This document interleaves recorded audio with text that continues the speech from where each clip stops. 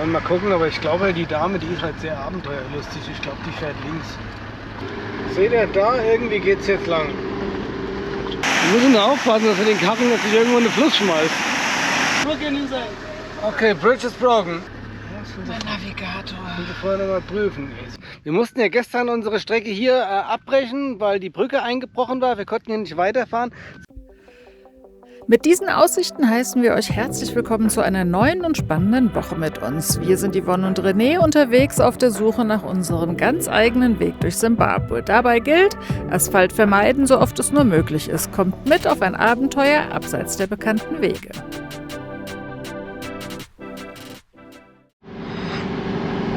Wir arbeiten ja gerade noch an der Routenplanung, weil entweder hier links oder geradeaus. Wollen mal gucken, aber ich glaube, die Dame, die ist halt sehr abenteuerlustig. Ich glaube, die fährt links. Mein Navigator. Müssen wir vorher noch mal prüfen. Sie hat gesagt, ich soll sagen, wo es lang gehen soll. Habe ich ja gesagt, fahren wir hier links. Nein, ich will weiter links. Aber hier ist so viel spannender. Gucken wir da links da rein. Da fahren wir jetzt hier schön da durch diese ganzen Berge durch, zwischen den Felsen hindurch und geht es ja auch dann darüber. Denn Spannung belebt, zumindest wenn es nach meinem Mann geht. Und ich, brave Ehefrau, mach was er will. Manchmal zumindest. Gleich zu Beginn der Piste zeigen sich die Auswirkungen der starken Regenfälle der vergangenen Tage. Tiefe Spuren und ausgewaschene Abschnitte erinnern daran, welche Kräfte hier am Werk waren.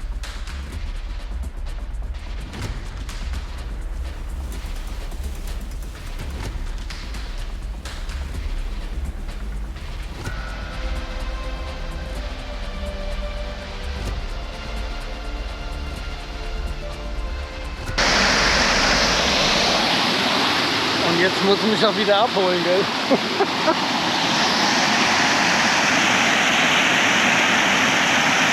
Wir müssen nur aufpassen, dass wir den Karren jetzt nicht irgendwo in den Fluss schmeißt. Das tut man nicht alles für die Aufnahmen. Danke, dass du mich wieder abholst. Na, da hat sich aber eine Strecke ausgesucht. So. Ob das klug war?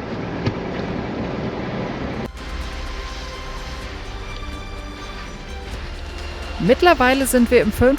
Jahr auf dem afrikanischen Kontinent unterwegs und haben so einige Regenzeiten erlebt. Mit jeder Herausforderung ist nicht nur unsere Erfahrung gewachsen, sondern auch mein Vertrauen in uns und auch in unser Fahrzeug. Auch wenn ich die Dinge manchmal noch etwas vorsichtiger angehen würde als René, zeigt sich schnell. Diese Piste hat es zwar in sich, ist für uns aber gut zu meistern. Noch zumindest.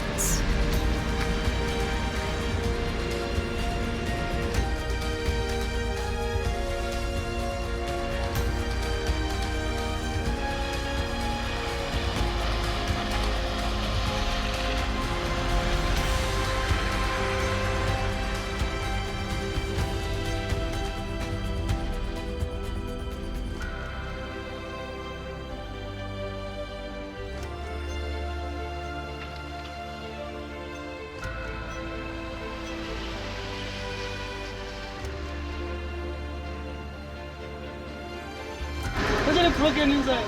Okay, bridge is broken. Okay, we're going to have a look. Yeah.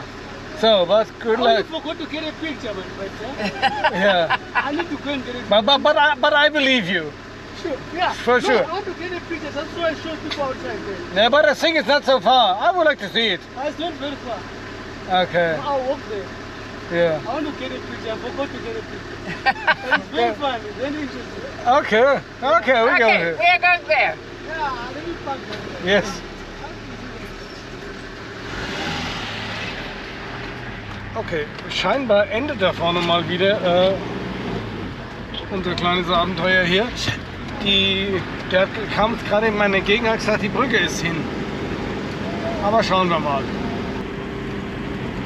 Dafür, dass die Piste hier am Anfang relativ gut befahrbar war, muss ich sagen, lässt das so langsam hier zu wünschen übrig. Und ja. Da vorne wird's lustig. Ich glaube, Yvonne hat gleich lot of fun here, my darling.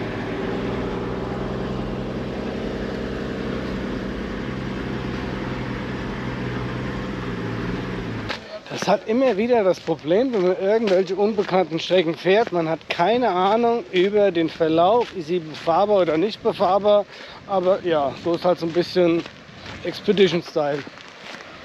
Hi! So!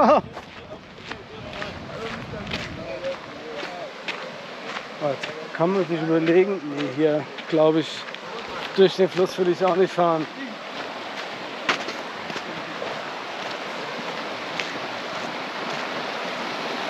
What have you done with the bridge? Hey, sir. How far, man? Hey. So, no.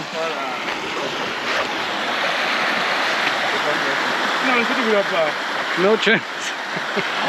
Okay. Ja. No way through here.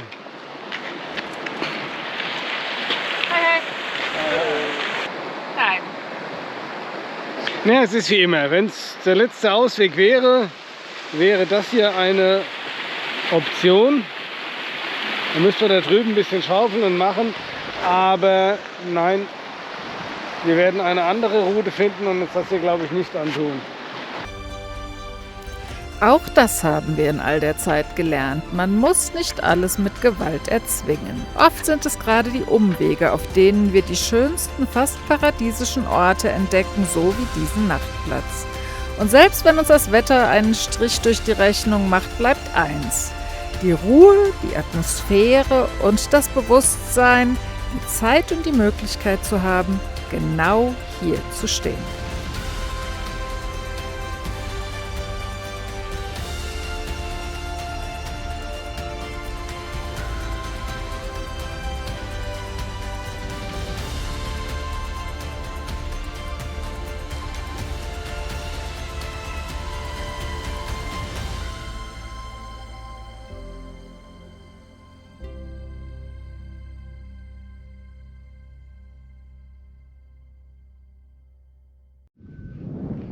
Einen wunderschönen guten Morgen. Jetzt bevor wir hier den Platz verlassen, zeige ich euch nochmal unseren wunderbaren Nachtplatz. Wir mussten ja gestern unsere Strecke hier abbrechen, weil die Brücke eingebrochen war. Wir konnten hier nicht weiterfahren, sind wieder umgedreht, aber wurden dafür mit diesem Nachtplatz hier belohnt. Also richtig schön, standen hier auch ganz ruhig. Kam ein Hirte mit seinen Kühen vorbei, hat uns mal guten Tag gesagt, und wie die Simbabwer so sind, die sagen guten Tag, sagen wo sie wohnen, dann sage ich, wo wir wohnen, dass wir hier auf dem Hügel wohnen, in unserem Auto, und dann sind alle glücklich und zufrieden und gehen ihrer Wege. Also es bleibt Simbabwe ein absoluter Highlight für uns. Das haben wir bei unserem letzten Besuch hier in Simbabwe schon festgestellt. Es ist einfach entspannt schön. So, und jetzt ist die Frau endlich mal fertig. Hat hier die Flaschen einmal vorbereitet, damit ich auch was zu trinken kriege. Die Brille. Den Kaktus gewässert. Ja, der darf ja gar nicht so viel kriegen. Genau, jetzt kriegt der Mann noch die Brille geputzt. Also bei uns ist ja schon irgendwie auch alles in Ordnung. Doch bevor ich jetzt den Diesel hier anschmeiße, machen wir gerade nochmal Navigationsthematiken, Routenplanung. Wie geht es eigentlich weiter? Ja. Weil Problem ist, wenn ich das hier mal angucke. Das hier ist ein Fluss. Und den müssen wir so oder so irgendwann durch überqueren. Da hoffe ich, also wir fahren jetzt hier runter. Also wir hatten jetzt erst One hier noch. Also da ist der Fluss, über den wir nicht drüber gekommen sind. Deswegen können wir den Abzweig nicht nehmen. Genau. Hier gibt es einen Track. Der ist halt tot, der hört auf. Und da müssen wir jetzt zurück. Jetzt fahren wir hier runter über diese Gravel Road, aber da haben wir halt ja das gleiche Problem, und dieser Fluss hier ist halt ein größerer, aber ich hoffe halt, dass diese Gravel-Piste, dass da eine bessere Brücke drüber ist. Ansonsten sind wir ganz schön gelackmeiert, und dann würde ich nämlich zurückfahren. Aber schauen wir mal. Wir hoffen ja immer nur das Beste, nicht? Genau, also weiter geht's zum Expedition Mode. Meine Damen und Herren, ihr seid dabei. Hier ein kurzer Blick auf die Karte, damit ihr wisst, wo wir gerade unterwegs sind. Von Bulawayo aus ging es für uns südwestlich am Matopo National Park vorbei, den wir aktuell umrunden, um anschließend weiter östlich wieder auf die Hauptasphaltstraße in Richtung südafrikanische Grenze zu stoßen. Unser nächstes großes Ziel, der Kruger Nationalpark. Doch die Regenzeit hat uns hier und auch den Norden Südafrikas noch fest im Griff. Teile des Krugers wurden bereits evakuiert, da große Gebiete überflutet sind. Jetzt heißt es für uns abwarten. Jeder Tag zählt, damit die Wassermassen dort zurückgehen und wir unsere Reise wie geplant fortsetzen können.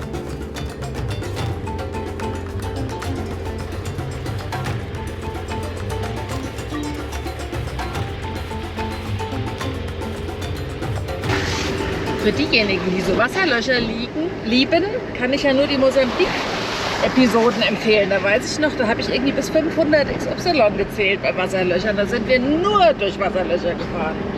Das war gute, ordentliche Unterbodenwäsche.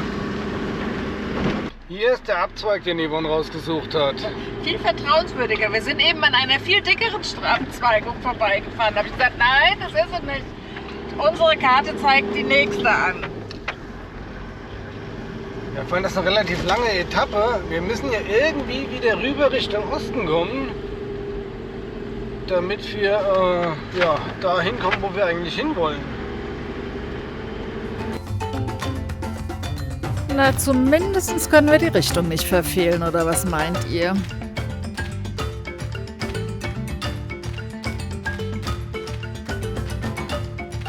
So, mal ein kleiner Zwischenstand. Bis jetzt läuft die Strecke hier einwandfrei. Also wir können relativ zügig gut fahren. Und ja, bis jetzt waren die ersten Brücken auch da. Also es lief ganz gut. Und wir mal schauen, ob es halt noch weitergeht, weil wir haben schon noch einige. Ich weiß gar nicht, wie weit das soll. Das könnte noch 100 Kilometer sein oder sowas. Ne? Keine Ahnung. Ich auch nicht. Wir haben überhaupt nicht genau nachgeguckt, aber naja, auf jeden Fall, es läuft erstmal. Wir sind sehr zufrieden. Okay, das geht immer mal zwischendrin wieder, mal so ein paar kleine Holperpassagen. Aber die haben wir auf Asphaltstraßen auch, das sind nur Potholes und hier mal ein bisschen Verwaschung. Oft werden wir gefragt, wie wir eigentlich navigieren. Hier hattet ihr jetzt einen kleinen Einblick. Ich versuche meistens auf der Karte die etwas größeren Pisten zu wählen, auch wenn die in der Realität nicht immer das halten, was sie versprechen. Mein Mann dagegen, der will grundsätzlich die kleinsten und abenteuerlichsten Wege. Am Ende ist es eine Mischung aus beidem und ganz viel Gefühl. Wir wissen immer, wo wir sind. Unser Navi zeigt uns dank GPS unseren Standort an, aber wir folgen selten einer festen Route. Wir fahren nach Gusto, biegen spontan ab und lassen uns treiben, statt stur einer Go-To-Funktion zu folgen, die hier auch gar nicht funktionieren würde. Meist gibt es kein Netz. Die groben Entfernungen haben wir natürlich im Blick, aber mit über 1000 Kilometer Reichweite pro Tankfüllung ist es für uns selten ein Problem, auch wieder irgendwo herauszufinden. Und jetzt heißt es einfach zurücklehnen und die Landschaft genießen.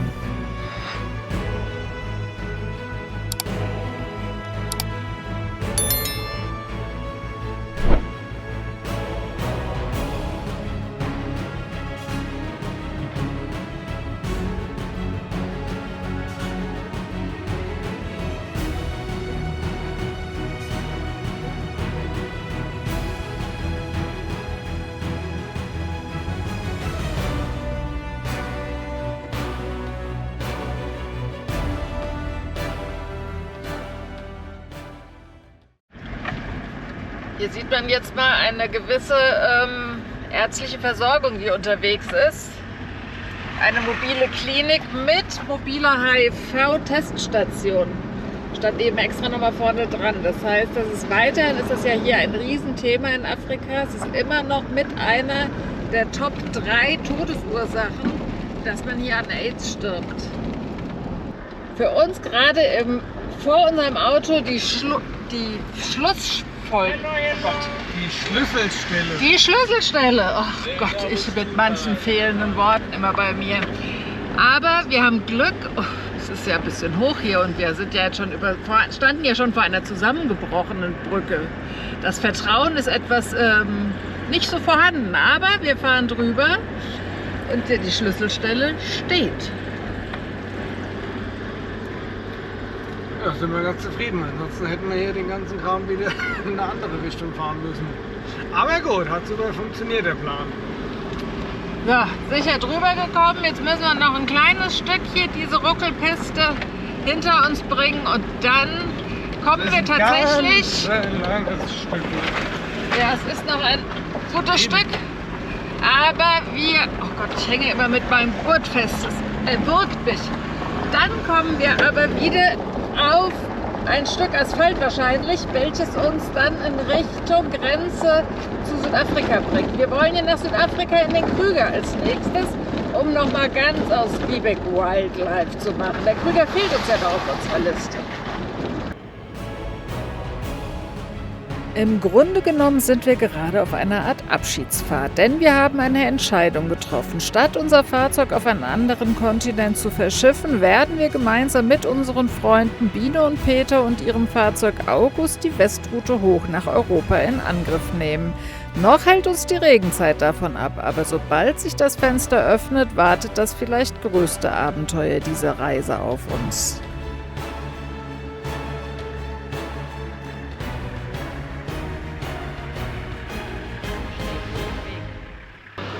Wir haben jetzt gerade die ganze Zeit hier an dieser Stelle, ist eine Piste. Hier haben wir gerade Rast gemacht, weil hier Netz war und wir mussten mal ein paar Sachen telefonisch regeln. Und jetzt hat sich das alles so lange hinausgezögert, dass wir gesagt haben, ach was, bleiben wir hier gerade für die Nacht.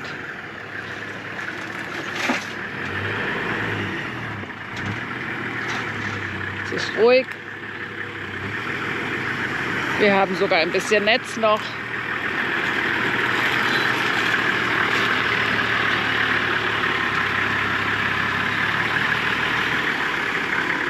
Und es ist sonnig. Hier ein kleines Tutorial aus meiner Küche. Es wurde ja gewünscht von einigen von euch, dass ich mal zeige, wie ich mein Brot mache. Das habe ich ja schon ein paar Mal gezeigt, aber halt immer nur so nebenbei, weil ich das ja so als unwichtig empfinde. Hier jetzt erstmal meinen ersten herzlichen Dank an die liebe Jutta, von der ich das nämlich gelernt habe und die mich auch zwischendrin immer mal gerettet hat. Ich bin auf jeden Fall vollkommen banal da drin, das zu machen. Ich nehme irgendein Mehl. Leider funktioniert es am allerbesten mit dem schäbigsten Weißmehl, was man hier irgendwo kaufen kann. Ich mache es auch super lieber, am liebsten meist mit braunem Mehl. Das ist so ein bisschen leicht geschrotet hier in Afrika, aber es ist wirklich, ich habe keine Ahnung, wie auch immer die Typenbezeichnungen sind. Ich kaufe einfach ein Mehl. Und ich setze meinen Sauerteig immer frisch an, wenn ich nach Afrika komme. Ich verbrauche ihn, wenn ich weggehe oder verschenke den Rest, aber darf ich vorstellen, das ist mein Siggi. So haben wir das Glas nun mal genannt oder den Inhalt. Das ist einfach nur ein bisschen Mehl mit Wasser verrührt und ich füttere es jeden Tag. Es gibt Freunde von uns, die machen das nur einmal in der Woche und packen es dann in den Kühlschrank. Bei mir ist es in diesem Glas. Das Glas ist verschlossen und es ist hier in meinem Schrank.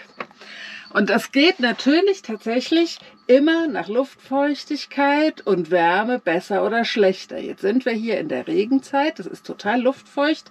Ich hatte ein Agarmehl von Biene bekommen. Ich habe keine Ahnung, was das ist, wenn ich ehrlich bin. Es soll ein tolles, gutes, gesundes Mehl sein. Damit hat es tatsächlich die ganze Zeit nicht funktioniert. Mein Siggi ist die ganze Zeit immer wieder zusammengeklatscht und war ganz wässrig und ich musste ihn kaum wässern. Ich muss nämlich jeden Tag, packe ich normalerweise immer eine Gabel oder einen Löffel voll Mehl da rein und ein ganz kleines bisschen warmes Wasser und rühre das immer ganz ordentlich, dass das eine dicke, fette Pampe ist. Agarmehl war auf jeden Fall nicht so die wahre Lösung für uns. Jetzt habe ich da wieder weißes Mehl beigemischt und siehe da, ich arbeite jetzt auch mit einer Hand. Ich mache das mal hier auf. Es hat Blubber angesetzt. Blubber ist immer gut. Blubber heißt, es gärt. Es riecht auch ziemlich sauer. Nicht wirklich lecker. Jetzt arbeite ich, habe ich mir aus Deutschland mitgebracht, mit einer Kastenform. Ich glaube, sie ist 23 cm lang. Für diese Kastenform brauche ich 330 Gramm Mehl. Von einer weiteren Freundin habe ich diesen Tipp bekommen, ich muss hier noch ein bisschen Ordnung in meiner Küche parallel machen, dass ich diese wunderbare, leicht zusammenklappbare Waage habe, eine digitale Waage, etwas schwer mit einer Hand aufzuklappen. Ich stelle euch mal kurz hier hin. So. Und da stelle ich halt meinen Pott drauf, wiege das Ganze ab und fertig ist. Habe ich jetzt schon gemacht, habe vergessen euch mitzunehmen.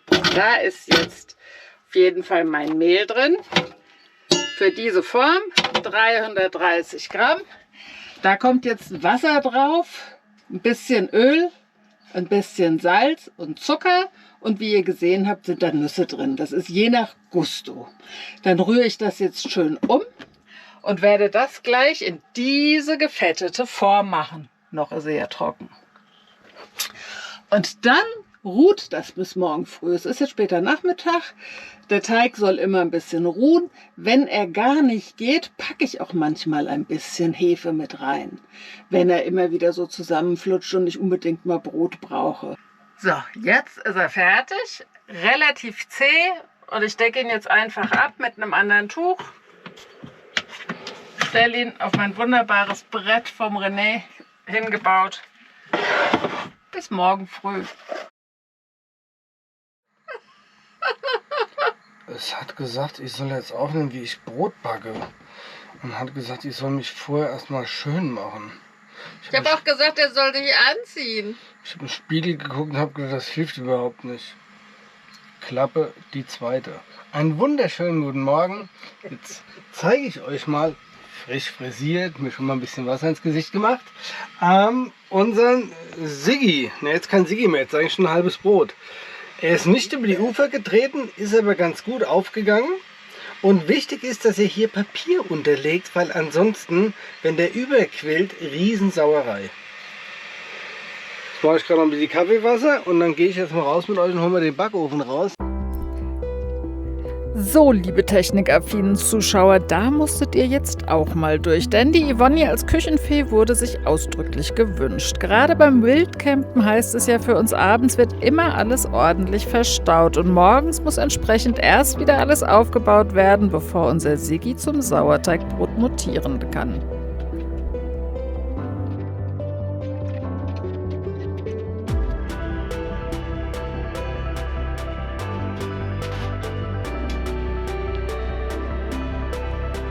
René hat die Aufgabe des Fertigbackens übernommen und es zeigt sich ganz klar, er schafft es nicht nur Wasser anbrennen zu lassen, sondern manchmal auch das Brot. Dem Endergebnis hat es allerdings zum Glück keinen Abbruch getan, es war trotzdem ziemlich lecker. So, wir haben Besuch bekommen von, your name was? It's Moses. Moses. Moses and his mother. Yeah. And sister. My sister. It's Ja, Linux. Die drei haben uns heute Morgen besucht. Und jeder guckt ja, ob uns was fehlt, ob irgendein Problem da ist. Und die freuen sich und die haben sich jetzt unser Auto angeguckt. Und sie kommt aus Botswana. Und er ist half Zimbabwean and half Botswanan. Yeah. Right? I'm half Zimbabwe in Botswana. Ja. Und die freuen sich einfach, dass wir da sind. Und die Mutter wollte gar nicht reinkommen. Die schämt sich so und hat vielleicht Angst, aber Moses hat uns hier besucht. Leider ist tatsächlich heute der Tag des Abschieds hier in Simbabwe gekommen. Wir waren jetzt nur ein paar Tage da, aber Simbabwe hat uns wieder dermaßen abgeholt. Die Leute sind hier sowas von unfassbar freundlich. Moses mit seiner Mutter und Schwester waren jetzt, glaube ich, die 4. oder 5. Partei, die uns heute Morgen besucht haben. Und das machen die hier nicht, um irgendwie was zu erbitten und zu erbetteln, sondern die fragen alle, egal woher, immer nur, ob es uns gut geht, ob wir ein Problem haben und ob sie helfen können.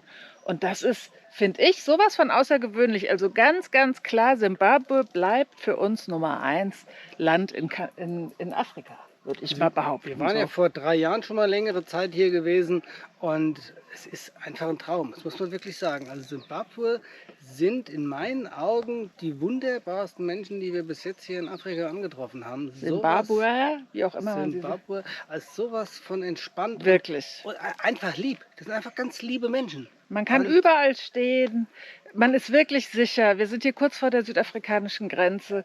Also wir fühlen uns sicher. Ja? Die Realität weiß man ja immer nicht. Aber jeder, den wir treffen, sagt auch immer, wir wollen nur, dass es uns allen gut geht. Und ich werde nie vergessen die Worte von Emily vor 3 Jahren, die wir kennengelernt haben. Die hat damals zu uns gesagt, wir sind alle nur hier, weil ihr hier seid. Also wir Menschen müssen uns gegenseitig respektieren. We are here because you are here, hat sie damals gesagt, glaube ich.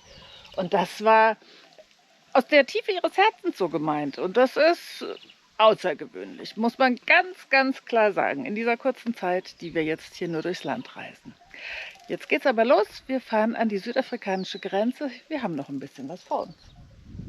Aber bin schon ein bisschen wehmütig, wieder Simbabwe zu verlassen. Ich könnte noch ein bisschen bleiben. Jetzt hat er schon wieder Pipi in den Augen. Nee, habe ich gar nicht. Ich bin Na völlig dann. entspannter Typ. Also los, auf Tempochen, auf geht's nach Südafrika.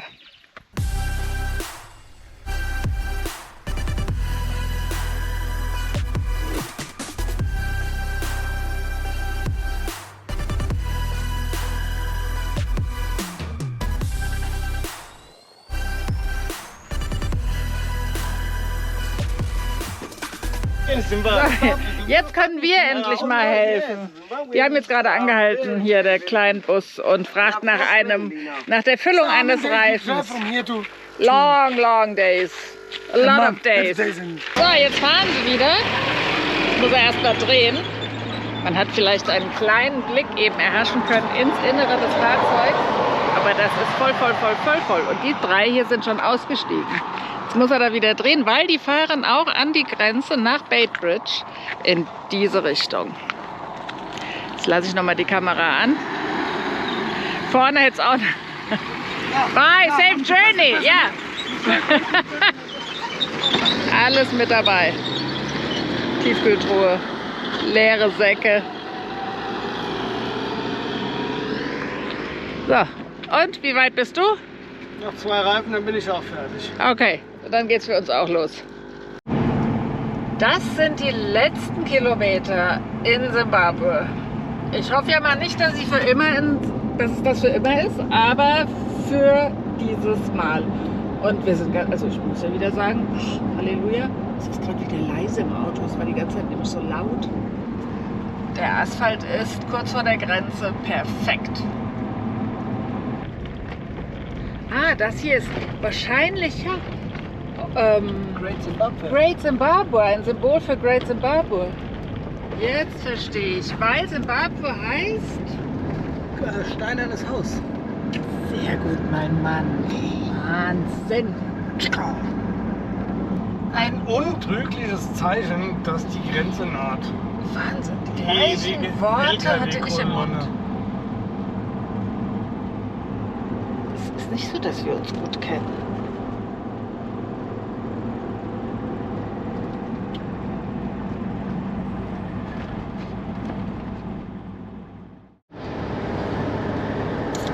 Grenze Simbabwe und Zeit haben wir jetzt gemacht. 30 Minuten ungefähr hat es gedauert. Das hat ein paar unerwartete Kosten für uns mit sich gebracht, die wir nicht ganz verstanden haben. Wir mussten $28 überhaupt eine Art Bearbeitungsgebühr bezahlen, dass wir uns überhaupt abgefertigt haben. Genau. Und dann nochmal $9 jetzt hier Brückengebühr. Nee, Doch. das war, dass wir rausfahren durften. Transit Pass, das ist der Transit Pass überhaupt. Das heißt aber Bridge Fee stand auf dem... Bridge Fee, okay, weil wir nutzen jetzt hier die Beitbridge, so heißt ja auch die Grenze. Aber das waren jetzt Kostenpunkte, mit denen haben wir nicht gerechnet.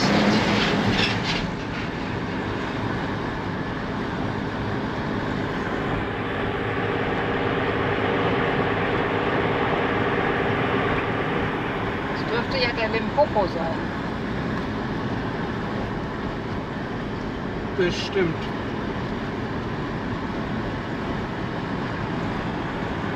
Mit Erreichen dieser Landzunge. So, jetzt sind wir in Südafrika, weil unter uns ist Land. Jetzt mache ich mal lieber gleich die Kamera wieder weg, weil da vorne kommt der nächste Zollposten. Das mögen die ja immer nicht so sehr.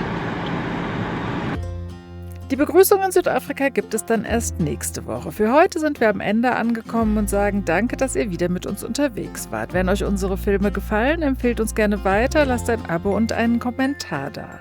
Und wer unsere Arbeit direkt unterstützen möchte, findet den Link zu PayPal unter der Videobeschreibung oder kann eine Kanalmitgliedschaft abschließen. Danke für euren Support und jetzt heißt es, bleibt alles schön gesund. Wir sehen uns beim nächsten Mal. Tschüss und bye bye. Bis nächste Woche.